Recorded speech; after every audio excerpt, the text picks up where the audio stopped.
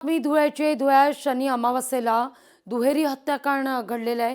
दुहेरी हत्याकांडाप्रकरणी धक्कादायक माहिती समोर आहे। महिलेनं या ठिकाणी ओल्या कपड्यांवरच अघोरी पूजा केलेली होती। पूजा करताना वस्त्र 2 वेळा बदलल्याचा प्रकार आहे। नोकरीत बढती, घरामधील भांडणं मिटावीत याकरता ही अघोरी पूजा असल्याचं कळतंय।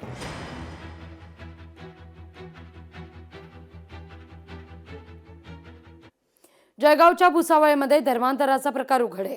20 वर्षीय तरुणीचा बळजबरीनं धर्म परिवर्तन करून निकाह करण्यात आलाय। फोटो व्हायरल करण्याची धमकी देत तरुणीवर अत्याचारही केल्याचा आरोप आहे।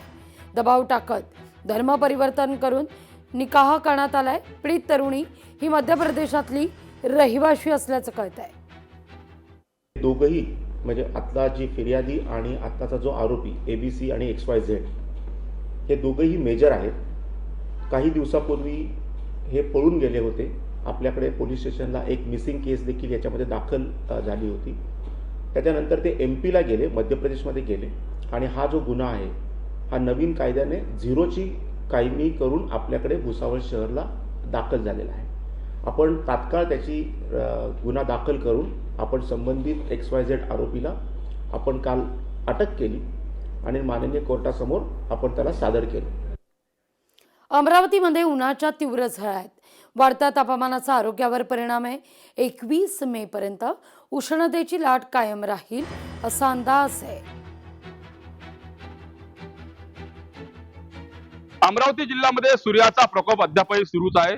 आगामी 5 दिवस पुन्हा एकदा उष्णतेचा लाटेचा इशारा जो आहे हवामान खात्याने दिलेला होता। मी सध्या अमरावतीच्या मुख्य बसस्थानकाकडे जाणाऱ्या रस्त्यावर आहे। हा परिसर जर पाहिलं तर एरवी पूर्णपणे गजबजला राहतो, कारण का अमरावती जिल्ह्यातलं हे मध्यवर्ती बसस्थानकाकडे जाणारा संपूर्ण मार्ग आहे। मात्र आता सध्या दुपारचा वेळ आहे। दुपारच्या वेळेत जर पाहिलं तर या ठिकाणी नागरिकांची या ठिकाणी घराबाहेर पडतानाची गर्दी या ठिकाणी कमी झालेली या ठिकाणी दिसून येत आहे। एरवी हा संपूर्ण परिसर जर बघितला गेला तर पूर्णपणे गजबजलेला असतो। वाहन चालकांची आणि पादचाऱ्यांची मोठी गर्दी असते। मात्र उष्णतेचा तीव्र झळा जे आहे अमरावतीकरांना सोसावा लागत आहे। 31 तारखेनंतर जर बघितलं गेलं तर 31 तारखेनंतर हळूहळू जे आहे तापमानामध्ये घट होईल आणि पावसाचा देखील इशारा या ठिकाणी हवामान खात्याने दिलेला आहे। त्यामुळे आगामी 4 दिवस जर पाहिलं तर नागरिकांनी काळजी घ्यावी आणि शक्य असेलच तेव्हाच घराबाहेर पडावं। शक्य नसेल तर घराबाहेर नागरिकांनी पडूच नये असं आवाहन करण्यात आलेलं आहे। या वाढत्या तापमानामुळे जर पाहिलं तर नागरिकांच्या आरोग्यावर मोठा परिणाम झालेला आहे। अनेक लोकांना जो आहे उष्माघाताचा मोठा त्रास सुद्धा जाणवू लागलेला आहे।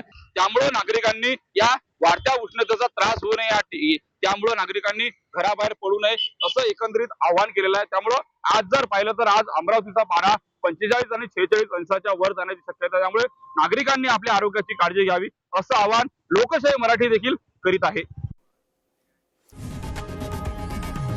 लोकशाही मराठी ऐका, पहा, जागरूक रहा।